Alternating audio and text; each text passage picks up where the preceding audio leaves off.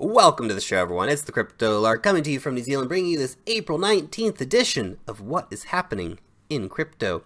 Bitcoin, $8,187, up 3% in the last 24 hours. Ethereum moving up 5%, up to $532. Looking at the 7-day, there has been massive movement across the market, even in some of the top coins. Cardano up 58%, Stellar up 76%, NEM up 56%, Unisego up 55%, Populous up 96%, Bitcoin Private 96%, Mithril up 362%. We've seen some big ups and downs for Mithril recently.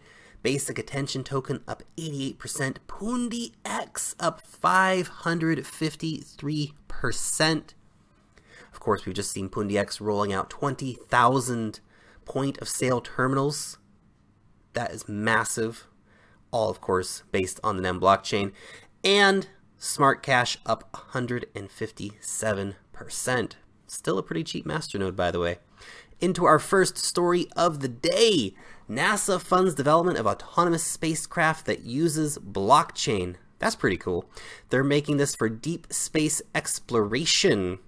In this project, the Ethereum blockchain technology will be exploited to develop a decentralized, secure, and cognitive networking and computing infrastructure for deep space exploration. This is pretty cool. Interesting use of blockchain. Obviously, being NASA, I have a feeling this is going to take them quite a long time to actually implement, but nevertheless, a very interesting idea. The CEO of Kraken standing up to the New York Attorney General saying, "We will not answer your questions." This, of course, refers back to a story we talked about earlier in the week where the New York Attorney General is going on a fact-finding mission into the top cryptocurrency exchanges. I like that they're saying, you know what, we don't want to cooperate, because you know what fact-finding missions lead to? Investigations. You know what investigations lead to? BS. That's what. Over in India, Indian exchange takes central bank to court over bank ban. Awesome. I'm so glad to see that there is a resistance to the central bank's authority, that people are fighting back. I know a lot of people in India have been working, signing petitions and being very vocal about their really disapproval of what the government is doing. I'm glad to see someone literally taking legal action against the central bank. This is so necessary. So many stories of resistance today in the news. Over in Russia, Russia takes a heavy-handed approach to block Telegram. In fact, their approach was so heavy-handed, they actually ended up knocking out a few other services as well, mistakenly. But the crux of the story is this. Russian authorities wanted to be able to access people's private messages via Telegram. Pavel Durov, the CEO of Telegram, said, "No, thank you. We don't want that to happen." And so now he is funding, this is very interesting, he is funding people to run virtual private networks and other proxy services to allow users to access the platform. That is awesome. He said, "I started giving out Bitcoin grants to individuals and companies who run SOC 5 proxies and VPN.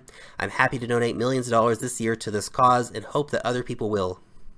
I call this digital resistance, a decentralized movement standing for digital freedoms and progress globally." Now look, the Russian user base is only 7% of Telegram's total base, but obviously Pavel is Russian, and for him it is a personal thing.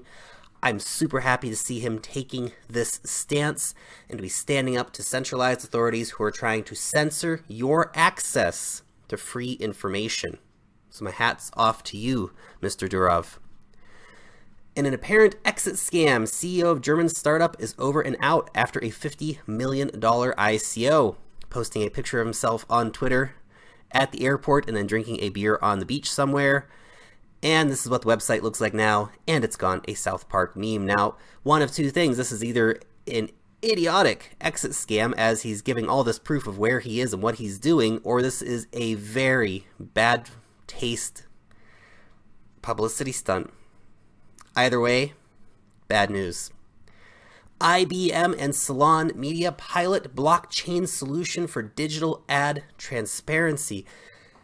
You may remember, by the way, that Salon was the one that was giving people a choice to either look at ads or mine Monero. So this is actually a really interesting development to see them working with IBM. Of course, IBM working with Stellar. So very interesting connections taking place here, and I'll definitely be curious to see where that goes.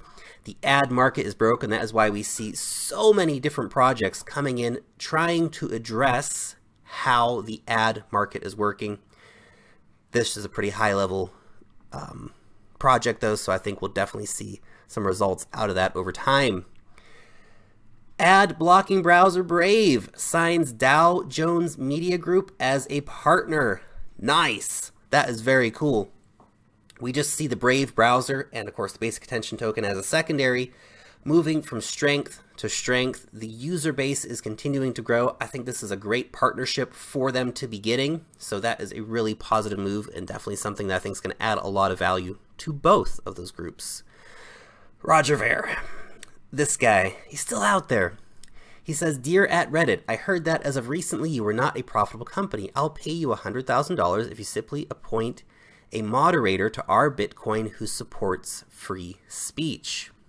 Of course, talking about Bitcoin Cash. Now, this is so troubling for me because Bitcoin.com and more importantly, the Twitter handle, perhaps equally as importantly, the Twitter handle at Bitcoin is run by the Bitcoin Cash crowd. Now, look, I'm all about Bitcoin Cash doing their thing and being a project, and that's cool. But Bitcoin Cash is Bitcoin Cash, and Bitcoin is Bitcoin. And for the Bitcoin Cash guys to be running the @Bitcoin Twitter handle, I think is very disingenuous.